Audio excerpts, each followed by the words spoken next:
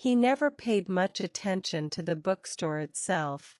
It was simply part of the landscape he moved through each morning, just another familiar blur between the coffee place with the cracked window and the florist who always opened late.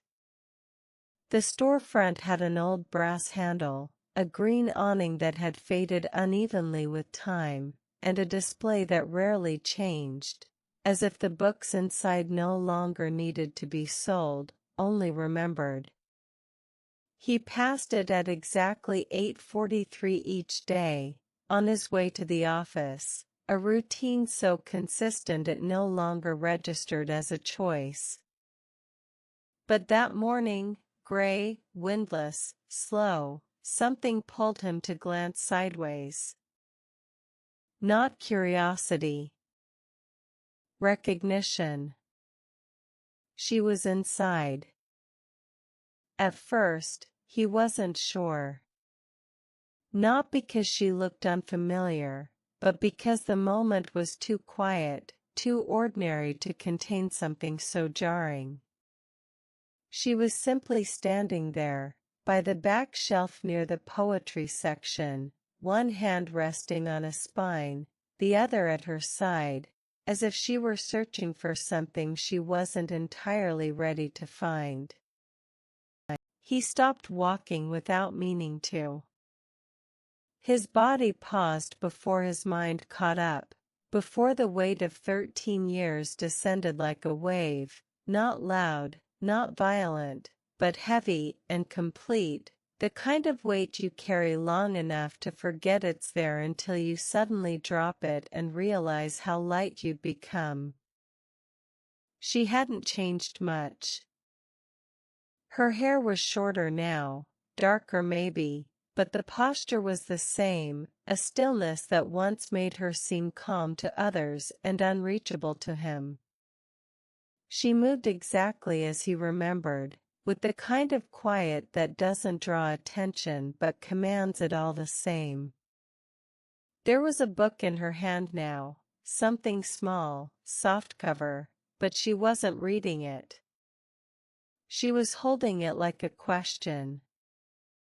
He couldn't move. Not forward. Not away.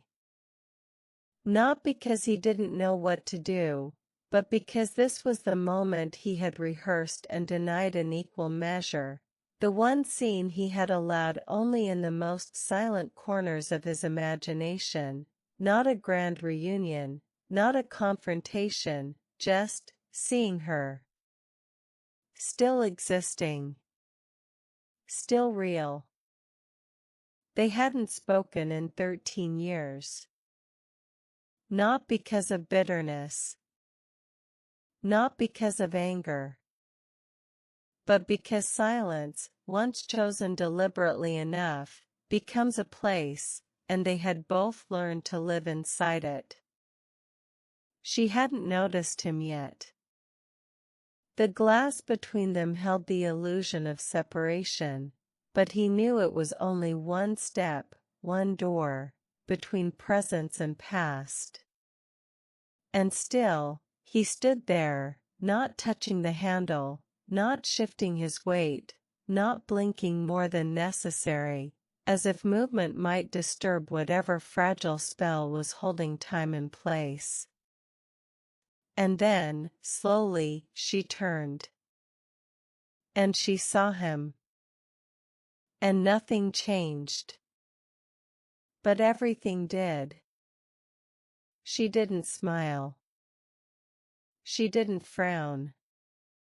She simply met his gaze through the glass, and in that one motionless second, surrounded by the slow rustle of pages and the distant murmur of traffic, the 13 years they had both spent apart collapsed inward, not with regret, not with longing, but with that strange familiarity that only lives in relationships that ended not with fire, but with a slow, deliberate dimming. He didn't move. His hands remained in his pockets, his feet rooted to the pavement, his breath uneven but controlled, as if every part of his body understood that even a single step forward might shift something that had taken more than a decade to settle, and he wasn't sure whether he had the right, or the strength, to disturb it. She looked at him in the way one looks at an old photograph found unexpectedly at the bottom of a drawer, with recognition, with gentleness, but also with the quiet ache of knowing that the moment captured has no place in the present, that it belongs to a version of oneself who no longer lives in the same body.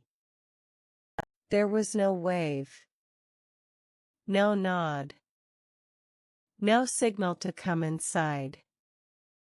Only her eyes, holding his for just long enough to say what neither of them ever managed to put into words, that once, something had been real between them, and though it no longer was, it had been true, and for some reason that still mattered, even now, even after all this time. Then, as gently as she had turned before, she turned away. Not abruptly, not in dismissal, but with the care of someone who knows exactly how much silence weighs and chooses, once again, not to break it.